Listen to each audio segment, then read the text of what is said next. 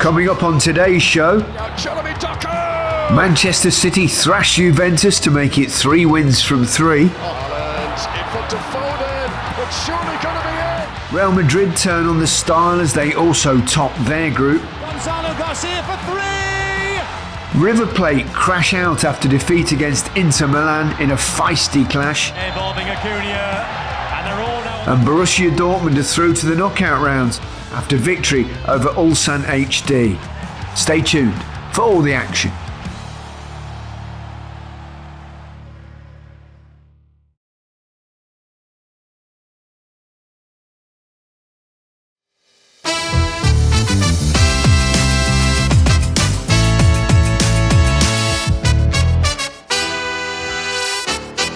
Hello and welcome to The Rest is Football with Alex Aljoe and me, Gary Lineker. The Club World Cup group stages have been concluded. Manchester City goes through as the only club to win all 3 games. Ominous signs possibly for the teams on their side of the knockout draw. Alex, it's just me and you. And then there were 2, Gary. I know. Where are the others? Well, it's that time of year. There are holidays and things going on. Before I ask you, have you ever been to a surprise wedding? Never. I'm not proposing, by the way. I'm definitely not. I'm done with that game. A surprise wedding? Well, Tell me yesterday, more. So I actually missed quite a bit of the football, but I played catch-up subsequently, watched quite a lot this morning. So my mate, JD, good friend of mine, really close friend, said to me a few weeks ago, I want you to put something in your diary. It's just called A Very Important Lunch. So he's a restaurateur, and he said, we're going to see the site of the new restaurant, and then we're going to have a lunch. I thought, oh, that sounds good. So we'll go along. There I am in a pair of shorts and a t-shirt. And it's hot in London, that's fine. And yeah, we get there. We had the quickest site visit you've ever seen. I thought, this is really weird. There's quite a few people. And then he says, oh, I want to show you the chapel at the back. I said, what do you mean chapel at the back? I said, I don't want to go in there. I don't like all that religious stuff. I don't want to go in there. He went, no, come in. And we go in there. And I went, what's this all about? He went, it's my wedding. Oh my God. I got married to Tansy, so I just want to give him a shout out. Wow, congratulations. And then there was a big lunch for about, I don't know, must have been 40, 50 people. And yeah, it was good. So I missed a bit of the football because of that. Yeah. But why do you do it as a surprise? What was his reasoning? Because he's mental. Because what if your friends like, oh, I can't make it, I'm busy. Well, I think it's there just were a lunch. few, and I think 1 or 2 pulled out on the day saying, "Oh, but anyway." But it was cool actually. It was a really cool thing to do. Wow. Completely did me. But talk anyway, about low key. So good luck to Did JD the bride know? I do. Yes, the bride did know. She told it was a lunch. It was the only way he could get to marry him, I think. But it was fun. Goodness. It was fun. Anyway, so where are you now? I'm in Orlando, magical Orlando. All right, near Disneyland. Near Disney, but I haven't made it there yet. I was at the Manchester City Juventus game, off to Charlotte later for Chelsea Benfica. Then that's not too far away from there, is it? It's about an hour and a bit on the plane, yeah. And then coming straight back here for City's last 16 game. Okay. And then going to Real Madrid's last 16 game, Miami. City's starting to look a bit tasty, aren't they? Yeah, they're just starting to look like Manchester City, indeed. which we haven't seen for a while. Rodri's back. Yeah. Nori was brilliant. He was brilliant again, wasn't he? And the Rodri thing was interesting because the day before in his press conference, Pep had said, yeah, he's not ready, 30 minutes maybe again off the bench. And then he starts. 65 minutes. And I think Pep wanted to take him off at half time, but he said, no, please give me a bit more. I think he felt really good. He looked brilliant out there, didn't he? Like the Rodri of old and alongside Reinders. Wow. Yeah, I know. What a pairing that is. Yeah, I mean, they've made some good transfer business by the looks of it at the moment. Yeah. And then with Rodri coming back, that's almost like a massive new signing in itself. Yeah, exactly. Doku did well as well. I think he got the, what do we call it? The SPOM. Supreme player of the match. Superior, not supreme. Player of the match. Interesting that he's playing more centrally. We're used to seeing him out on the wing, but I think that Pep's changed his role slightly, so he's getting much more involved, cutting inside, a more central role, which he's doing really, really well in. He scored in the opening game, didn't he, as well? His first goal since January. So I think, full of confidence, doing really well. Interesting that Erling Haaland started on the bench. And I have to call out a colleague of mine who yesterday said that Manchester City are better without Erling Haaland. Where's Micah when you need him? It's a massive statement. It's because does Micah say the same? No, but Micah did the thing about Tottenham are better without Harry Kane. It's a similar thing, it's isn't it? It's a long on-running thing. So, yeah, we need to ask him that question. Just that they're more of a team, but then, of course, comes off the bench and scores straight away, doesn't he? His 300th goal for spectacular finish. Yeah, what a finish. What a finish.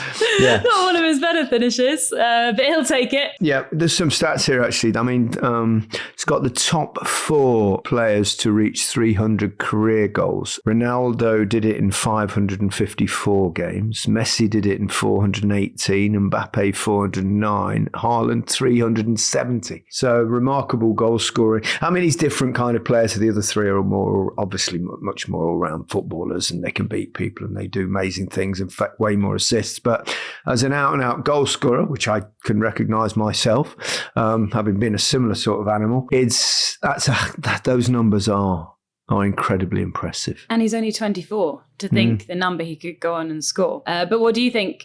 Are City better without Erling Haaland? I don't think you can say that, can you? Well, after one game?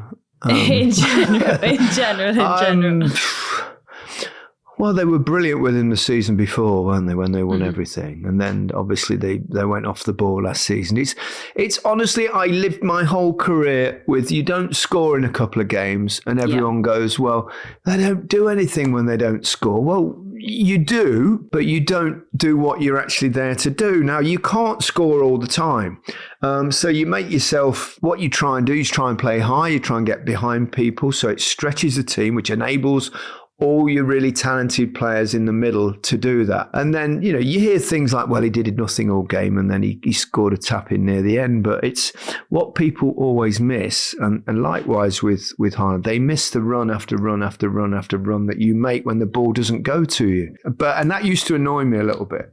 Yeah. And I'm sure it's the same with Haaland, because you don't score that many goals and have that kind of goal scoring ratio without knowing what you're doing. Yeah, it's not luck, is it? It's not luck. You make your own luck there. And another player that came off the bench and scored was Phil Foden. I think really good to see that he's clearly got his confidence from back. Him as well. Yeah. But, saying in his first game, new me, fresh start, he certainly looks like he's getting back to where he was. So that's great news for Manchester City. He's just got so many players, doesn't he? Yeah. And he's saying he needs to trim the squad. But we've seen, he's used pretty much every single player apart from John Stones and Bettinelli, their third keeper. All these different formations, and he's just got so many options, doesn't he? He was really happy. I think it's the happiest I've seen Pep in a while. Did you talk to him after the game? Yeah, we spoke after the game and he just couldn't stop smiling. And then he said, yeah, we're back to the beach now. It's the effect you have, Alex. It's the effect you have. I think it's that. He was playing football on the beach the other day, wasn't he? Exactly. I saw him. But I'm sure that all helps, doesn't it? Because you're used to just going training, going home. You all got your separate lives, whereas they've chosen to keep their base somewhere called Boca Raton, which is a very nice resort. So they're staying in a beautiful hotel. I think their families are allowed to be there as well. Good. So they half go back. Holiday, half job. Yeah, exactly. And I think so they're all relaxed and bonding, and then you see it on the pitch, don't you? They're in a good place. Totally. I've got to talk about Ait Nouri. I mean, wow. He's come in with a bang, really, isn't he? 3 key passes, 2 out of 2 accurate crosses, 3 out of 3 successful dribbles, 53 out of 53 successful passes, which is, I think I can work out the maths. So that's 100%. Yeah, I think that's crazy. You can tell how much Pep loves him as well. Yeah. I asked him about him and he just goes, wow. We knew it. Because I think, he's proved himself in the Premier League. He's got, he's 5 years in the Premier League already. I think our producer is a Wolves fan. He's not happy, is he? He is. He's Producer John. They've lost one of their best players. It's probably their best player, actually. Yeah, but what a signing. What a signing. Perfect fit for that Manchester City team, isn't he? Oh, and his assist for Doku. Yeah. Unbelievable. Just slice through that It was defense. perfectly weighted pass. Good finish as well, actually, from Doku, because that's probably one thing that you could criticise him for, his final ball, whether it be picking out someone from a cross or actually accuracy and finish, and it was a calm finish. What about Savinho's goal? Great save, Di Gregorio. Oh, but you can't legislate for that. It's a thunderbolt amid the thunderstorms in Orlando. Oh, beauty, The wasn't sound it? it made, I was sat up in the commentary box and I could hear it. It was unbelievable. What a rattled goal. the underside of the crossbar. Wasn't my That's so favourite goal in good. that game, though. No? Oh, No. it was a Kalulu. oh, dear.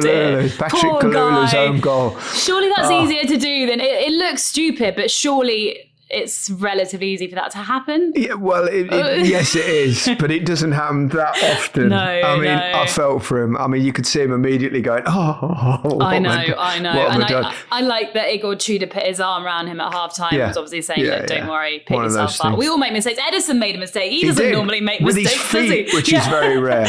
Which is very rare indeed. That Igor Tudor team selection, by the way, just wanted to talk about that because it was really strange when the team sheets came out because he benched Conceição, Kolo Muani and Yildiz, right? 7 goals between them in the tournament so far. And his reasoning was, well, we've got a big last 16 game coming up. I need all my players fit and ready. But now they've got a big last 16 coming up against Real Madrid. They weren't to know that necessarily at the time, but Manchester Well, they City needed to win. I mean, obviously they were playing for top spot in that group. Let's Yes. just remind everybody of that. And Manchester City now play Al Hilal in the round of 16 and have what you would say is a decent pathway through to the final. Chelsea are on the same side of the draw, must add that. Whereas Juventus now, as you quite rightly said, play Real Madrid. And on that side of the draw, you've got Bayern Munich, Dortmund, PSG as well. So I think the 2 English clubs probably be satisfied. Although, the Brazilian opposition in this tournament are going to be difficult.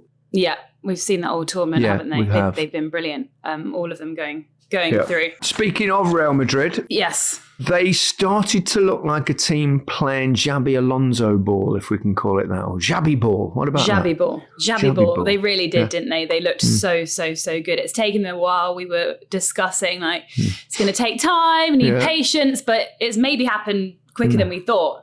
It looked like a Xabi Alonso team, as you said. And Vinicius Junior's had a really tough time, been linked with a move away. Spom, superior player of the match. Yeah, he was. Brilliant goal after 40 minutes. But Jude Bellingham's assist was absolutely beautiful unreal pass. as well. But then it was Vinicius Junior's assist, wasn't it, for Fede Valverde? Yeah, Just the back stopped heel. the ball dead with his foot and then left it for him, which was, so good, wasn't it? So good. And then in Kylian Mbappe's absence, Gonzalo Garcia has been brilliant, hasn't he? 2 goals and assists so far. Yeah, good finish at the end as well. It looks Really like he's good got finish. something, that young man. Yeah, I think Kylian Mbappe should be back, Xabi Alonso said, for Tuesday, but he hasn't been well, so whether he can start or not. Yeah. But he looks the real deal. He'll probably feature. Yeah, it's interesting to suddenly see the way. I think it's the first time we've spotted it. He's had a little bit more time with his team now. And that immediacy to try and get the ball forward quickly in terms of a counter-attack. Obviously playing 3 at the back with 2 wing backs. He's got the right, he's got probably legs in midfield as well, which you need, because Manchester United obviously tried to play a similar way, but it's not worked for them because they haven't had the legs in midfield. So, they seem to have bought into it really quickly. I wonder how much it helps there going, it must be quite intimidating managing Real Madrid, but not so much when you've played there for a few years. Yeah, absolutely. And when you've got all those big names in the dressing room as well, the respect that they must have for Xabi Alonso, some of those young players growing up, watching Real Madrid, watching Liverpool, I'm sure will remember Xabi Alonso and probably look up to him, don't they? Because they're so young, these Madrid players, but not too young that they wouldn't have been watching Xabi play when they were young boys dreaming of one day playing for Real Madrid. So I'm sure that has a massive impact. Yeah, he's a really very intelligent. I met him once, and I met him on holiday once somewhere. Where was that? Mallorca. We had a nice chat. I can imagine he's a Mallorca man. You've got your Mallorca side, your Ibiza side. Yeah.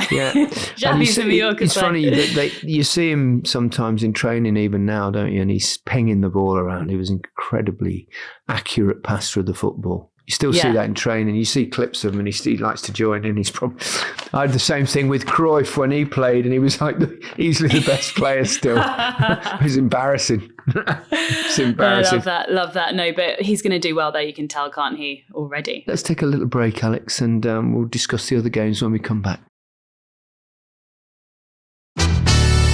Welcome back to The Rest is Football with just Alex Aljoe and me, Gary Lineker, on this particular occasion. In the break there, my producer Harry here reminded me that the little holiday in Mallorca, I was right, Xabi Alonso was there, but so was Fernando Torres. And they did play football with all my 3 lads around the pool. I love that. I'd forgotten about that. I love that. 5-a-side team right there. Little highlight. Needless to say, the Linekers were the useless ones. No. All right, don't get upset, Harry. Yeah. Right, Inter beat River Plate, and it got a little bit tetchy, didn't it? Freeze goes down again. A bit of a skirmish there involving Acuna. And they're all now on the pitch. And this has been coming for quite some time. Not a good look, is it?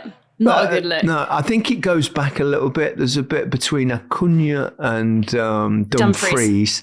Didn't Dumfries foul Acuna in the World Cup for a penalty in the World Cup game that they played, the quarterfinal, wasn't it? Yeah. And they thought that Acuna dived, and it's obviously carried over a little bit, so it's rumbling on, wasn't it? Yeah. Into the game. Then it was really weird at the right at the end of the game. It's clear that they wanted a punch up, and then the two of them started hurtling towards the tunnel. Obviously, one of those, right, let's sort it out in the tunnel. Yeah. Probably because Dumfries had had a yellow card and didn't want to get another one, so he'd missed the next round.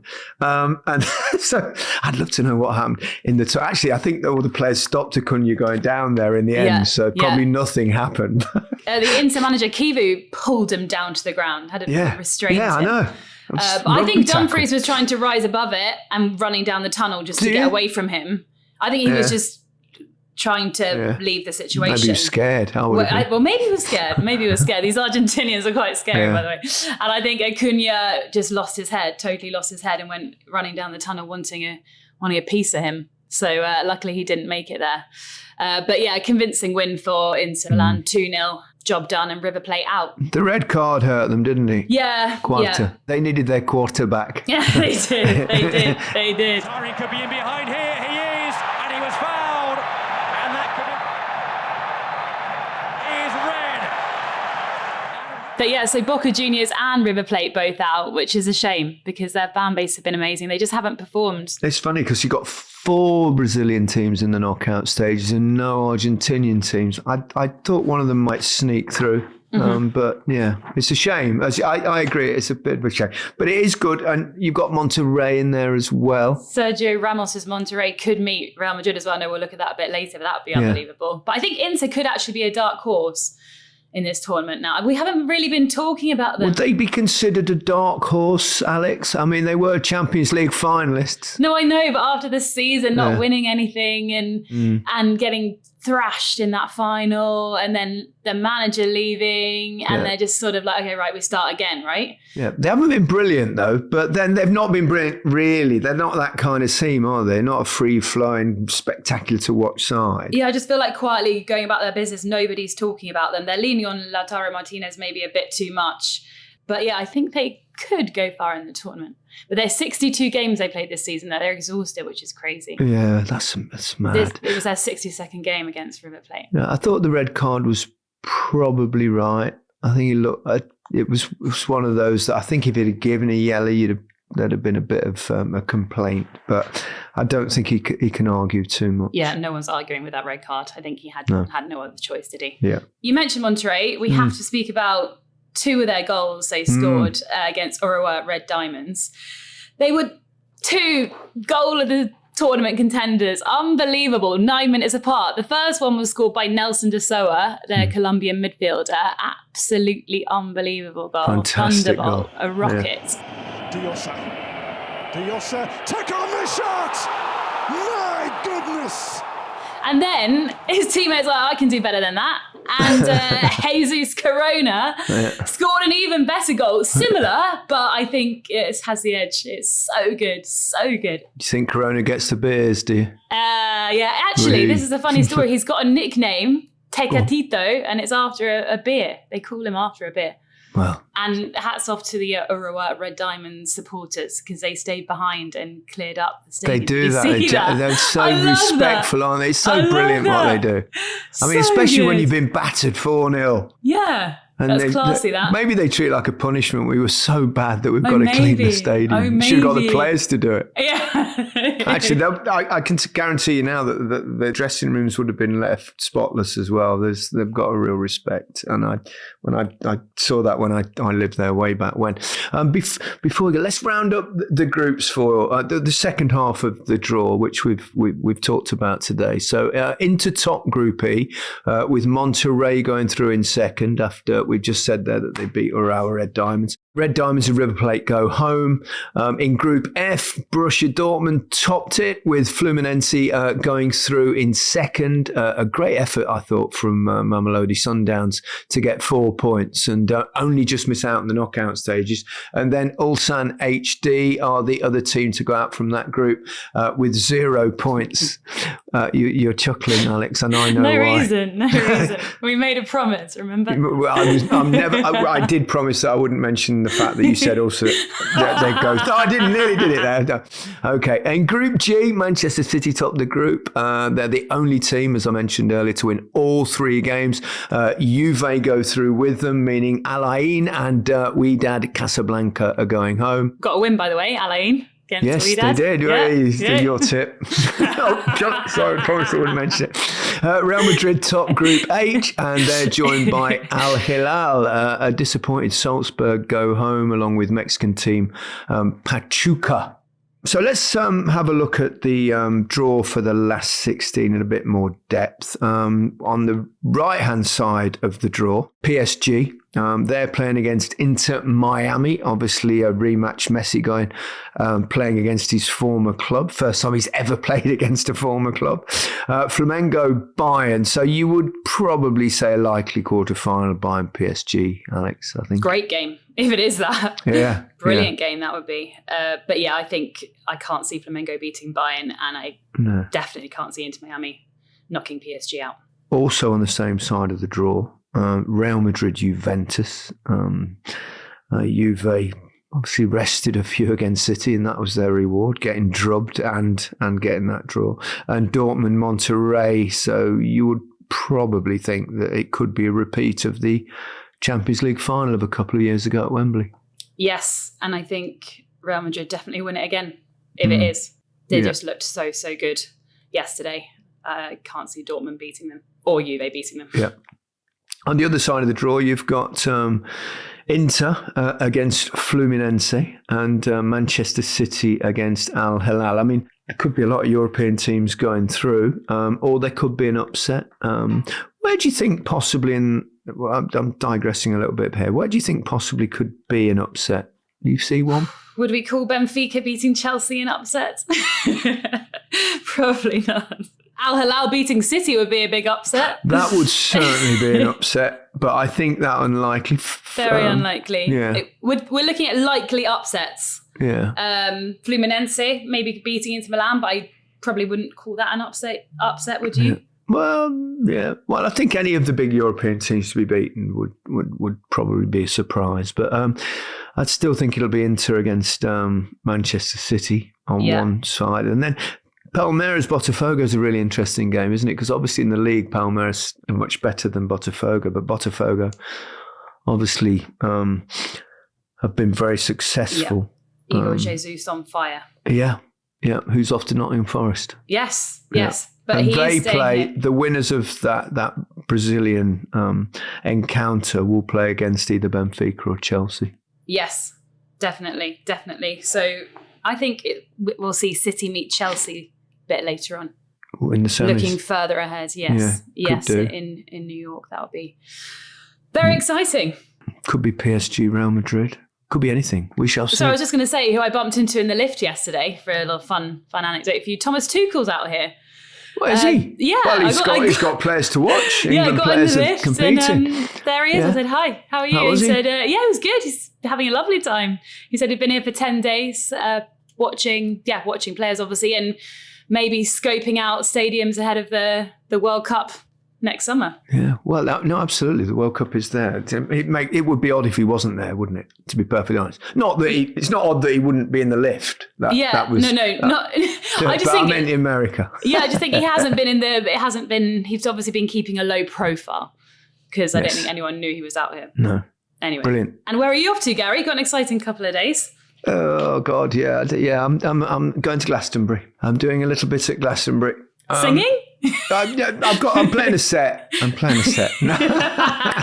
No, I'm talking bollocks probably as usual. But no, I'm doing a thing with Andy Cato, who's people know him from Groove Armada, where we're chatting together. He's a good friend, and we're going to talk about various subjects. Whether it be football, whether it be how we can change the world, particularly him, because he is incredibly brilliant in the farming world. He's revolutionised farming in this country and in France, where he's won the Légion d'honneur. So d'honneur, or d'honneur, I don't know how you say it. But anyway, he's won it. So it should be fun. It should be fun, and might get to see one or two acts after I've done. Are you glamping?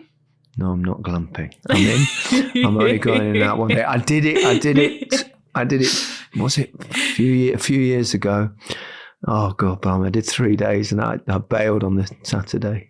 Also in this heat as well. Can you imagine? Everyone's going to smell. It was just the same when we went the last time. But I did it. It was on my bucket list to do. It was never on my bucket list to actually go and perform there. I don't know. I still don't know how it's happened. What I've let myself in for, but we'll try and enjoy it. I'm sure it'll be great. That's amazing. Love that. Well, I hope it goes really well. Thank you. Where are you off next? Charlotte, then back to Orlando, then Miami, and then New York. Yeah, all down the East Coast. Marvellous. It's going to get exciting now. It really is. That's it for the rest of football. We'll be back on Monday discussing the first group of knockout matches, including Chelsea, PSG and Bayern Munich. Don't forget, every single match is available to watch live and for free on the DAZN app. No subscription required. But for now, goodbye from me. Goodbye from me.